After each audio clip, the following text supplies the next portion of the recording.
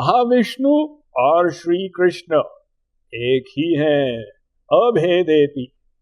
तथापि श्री कृष्ण में 4 माधुरी ऐसी प्रकट होती हैं जो समस्त भगवान के स्वरूपों से अधिक हैं। एक उनकी अति सुंदर रूप माधुरी, जिसे देखकर कामदेव भी न्योछावर हो जाते हैं। दूसरी उनकी मुरली माधुरी, जो बड़े बड़ियों के समाधि से मन को आकर्षित कर लेती है।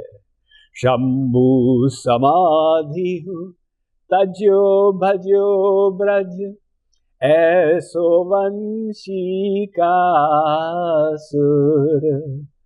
शंकर जी कैलाश में समाधि में बैठे थे। जब श्री कृष्ण ने मुरली नाद किया, वे समाधि को छोड़कर भागे महारास में भाग लेने के लिए।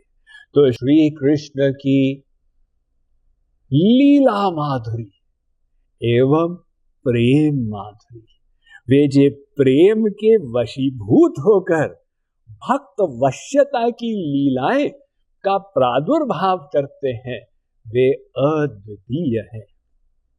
तो वो श्री कृष्ण स्वयं भगवान कहलाते हैं। भागवत में उनको अवतारी भी कहा गया। एते चांशः कलाः पुंसः कृष्णस्तु भगवान स्वयं, इंद्रारिव्याकुलं लोकं मृगयन्ति युगे युगे। भागवत में कहा गया कि बाकी सब अवतार हैं और श्री कृष्ण अवतारी है। इसका मतलब ये नहीं कि कोई भी भगवान का स्वरूप छोटा है या किसी प्रकार से नगण्य है। वे श्री कृष्ण के अभिन्न स्वरूप है, किंतु मूल स्वरूप जो है आदि सर्व कारण कारणम, वे श्री कृष्ण ही है। इसलिए ब्रह्मा जी श्री कृष्ण की स्तुति करते हैं। ईश्वरः परमः कृष्णः सच्चिदानंद विग्रह, अनादिरादिर गोविंद सर्व कारण कारणम। सब कारणों के मूल कारण, यानी सब अवतारों के मूल स्रोत, ये श्री कृष्ण स्वयं भगवान। वो जो है स्वयं भगवान श्री कृष्ण, वे डायरेक्टली सृष्टि नहीं करते, वे मात्र भक्तों के साथ प्रेम की लीलाएं करते। इसलिए महाप्रभु जी ने कहा, स्वयं भगवानेन कार्य नाहेक भूभा हरण। सबके अंदर बैठना, उनके कर्मों को नोट करना, उसका हिसाब रखना और ठीक समय पर कर्मों का फल प्रदान करना, ये सब जो सृष्टि संबंधी कार्य है, वो भगवान श्री कृष्ण नहीं करते। अरे भाई, ये ऑफिस का काम से हमको क्या लेना देना, हम तो मात्र भक्तों के साथ प्रेम की लीलाएं करेंगे। और इस सृष्टि संबंधी कार्य के लिए वे अपने अभिन्न स्वरूप बना देते हैं। तो देखिए कैसे वे स्वरूप प्रकट हुए। श्री कृष्ण से प्रकट हुए सर्वप्रथम बलराम, और वो बलराम से प्रकट हुए चतुर्व्यूह।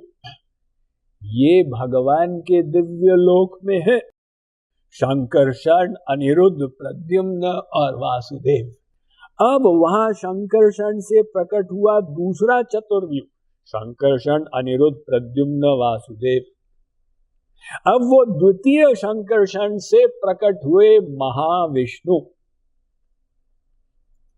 महाविष्णु कारणार्णव समुद्र में जाकर लेट जाते। ये 1/4 जो माया का क्षेत्र, उनको कारणार्णव शयी विष्णु भी कहते हैं, अथवा प्रथम पुरुष भी कहते हैं, प्रथम विष्णु स्वरूप। अब महाविष्णु जो है वे जब श्वास अंदर लेते हैं, योग निद्रा में लेटकर श्वास अंदर खींचते हैं, तो उनके एक एक रोम से ब्रह्मांड प्रकट होते हैं, अनंत ब्रह्मांड।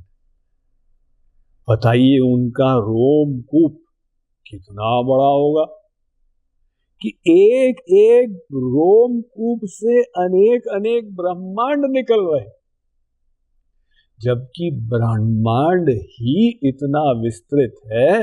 वैज्ञानिक लोग अनुमान लगाते हैं कि लाइट के गति से चले तो भी अरबों वर्ष लग जाएंगे ब्रह्मांड के अंत तक पहुंचने में। इतना बड़ा एक ब्रह्मांड, और अनंत ब्रह्मांड महाविष्णु के शरीर से निकलते। पश्चात वो ब्रह्मांड का नीचे वाला भाग पुनः जल से भरता है, और उसमें विष्णु जी प्रत्येक ब्रह्मांड में एक एक स्वरूप धारण करके अनंत शेष पर लेट जाते हैं। उनको कहते हैं गर्भोदक्षाई विष्णु। तो गर्भोदक्षाई विष्णु गर्भोदाखा समुद्र पर जाके लेट जाते हैं, और उनकी नाभि से एक कमल निकलता। तो उसी ब्रह्मांड के ऊपर क्षीर सागर बन जाता, जहां पर अब तृतीय पुरुष क्षीरोदक्षाई विष्णु जाके लेटते हैं। तो गर्भोदक्षाई विष्णु की नाभि से जो कमल निकलता है, उस पर ब्रह्मा जी का जन्म होता है। सृष्टिकर्ता ब्रह्मा कहते हैं ना। लेकिन वही ब्रह्मा से नारद ने पूछा था, अरे पिताजी, आप ये इतना बड़ा संसार बनाए, आपने क्या अपनी शक्ति से बनाया या आपके पीछे भी कोई है? तो भागवत में ब्रह्मा जी ने उत्तर दिया, सृजामि तन्नियुक्तो हम हरो हरति तद्वशः विश्वं पुरुष रूपेण परिपाति त्रिशक्ति धृक्। वे कहते हैं कि नारद जी, सृजामि तन्नियुक्तो हम, श्री कृष्ण के द्वारा नियुक्त किया गया मैं ब्रह्मा सृष्टि करता हूं, और हरो हरति तद्वशः, उनकी शक्ति को पाकर शंकर जी महाप्रलय करते हैं। तो पावर हाउस वो है। अतः एक ब्रह्मांड में एक शंकर, एक ब्रह्मा, एक विष्णु। तो अनंत ब्रह्मांड में अनंत शंकर, अनंत ब्रह्मा, अनंत विष्णु।